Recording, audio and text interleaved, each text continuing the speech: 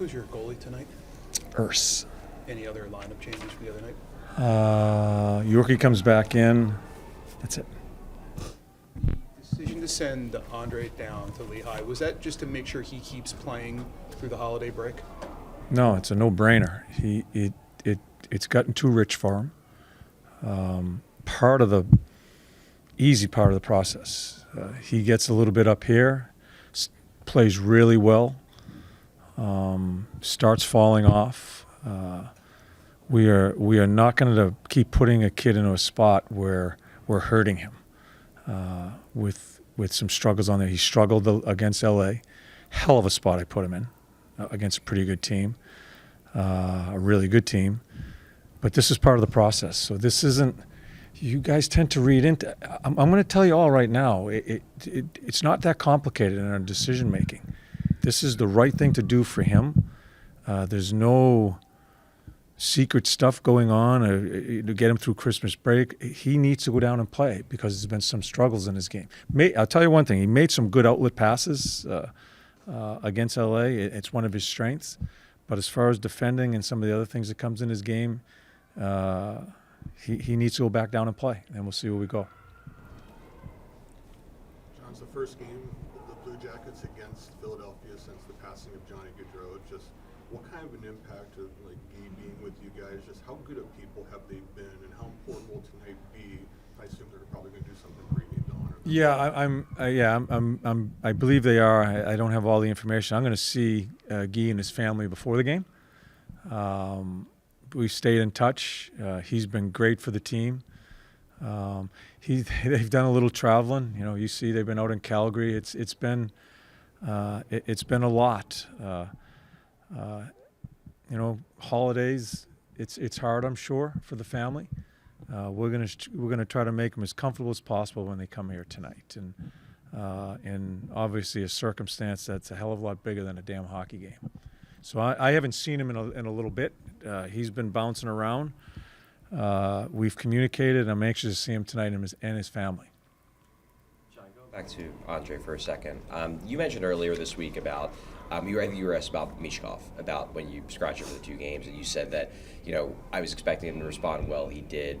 When you scratched Andre, did you think he responded well? Did you think he lost confidence, that you didn't see what necessarily you wanted to see from him in practices after the scratch? Well, I wasn't looking for a response. When a defenseman comes up from the American League, it's started off really well.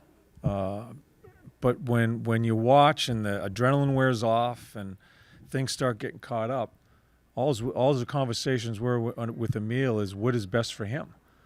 So I take him out because I thought it was just a bit of a struggle for him. Wasn't happy with Cam's game. Put Emil back in. Wasn't planning to put Emil back in, but I thought Yorkie's game has struggled so badly that we try Emil.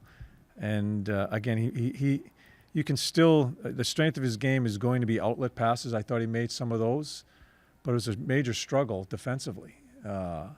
So I wasn't looking for a response. That's part of the process for a young defenseman from the American League to sit out some games, get back in.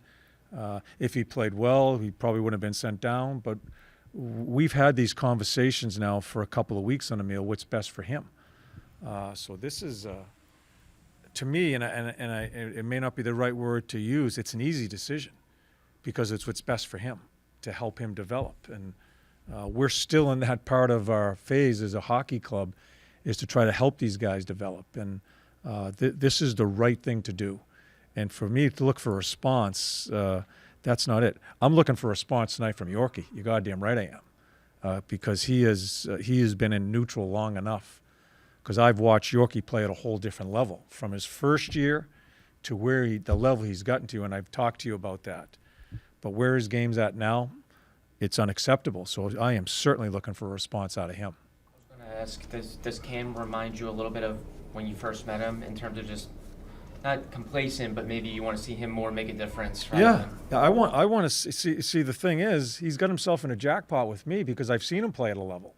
When you see a guy play at a level, and a level that I doubted he could get to the first year.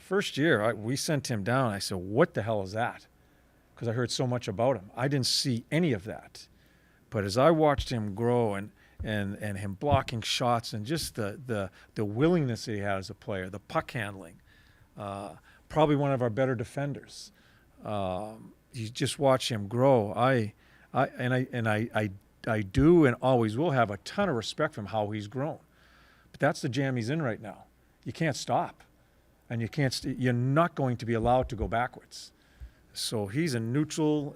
And listen, his injury, I'm sure, I'm very cognizant of an injury to a defenseman, shoulder, certainly plays with it. But if you're going to put the uniform on and you're healthy, there needs to be a lot better play out of him, and he's not even a neutral. I think he's going backwards.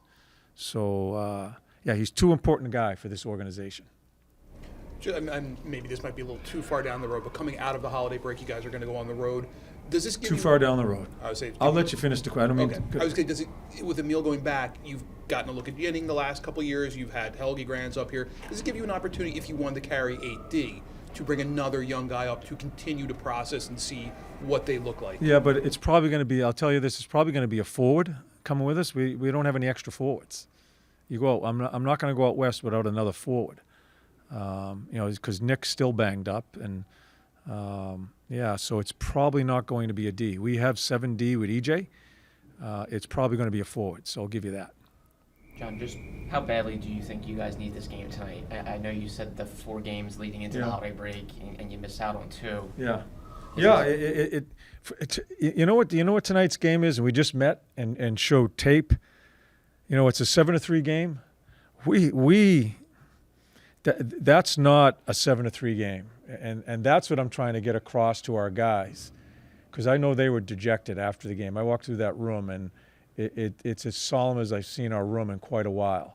We put in some good minutes. That second period was probably one of our better periods of the year. The third goal at the end of the second period hurt us. That one hurt us. Still had some good minutes in the third. But couldn't find a way to make another play, and then we had some breakdowns. But first period, I wasn't sure we were teetering, but then we found ourselves, got our footing, actually had good minutes in the first, and I thought we took over the game in the second. So I want our team to feel good about itself coming into this game. That's really important, to not think that you just got drubbed 7-3, because it wasn't a drubbing. Didn't get the result. As I always say, I'm going to coach how we played. That's what I tried to do this morning with them. So for them to come into the building tonight with one negative thought in their head would be wrong, because they should feel good about some of the things they did. John, you've mentioned, you made it clear, I think it was last week, that, Erson's your number 1, Kolosov's your number 2, Fedotov's your number 3. We talked earlier this week about the fact that there's probably a line at some point where Fedotov's got to get in games, but you guys are discussing internally about that. With Erson and Kolosov maybe not playing their best, is there any thoughts of maybe finding a way to get Fedotov in up here? No. This is what we're staying with. We it's a decision we made, and we've got to get better there. We have some struggles as a team, but our goaltending has struggled too. And but we have not met, we had no discussions, and this isn't a rundown Feds at all. I think he does need to play, and we still are having discussions about that. It's a freeze now. I'm sure we'll have. We're talking about what our next situation is going to be after the freeze, but this stays the same. It's Urs our number 1, and Coley's our number 2.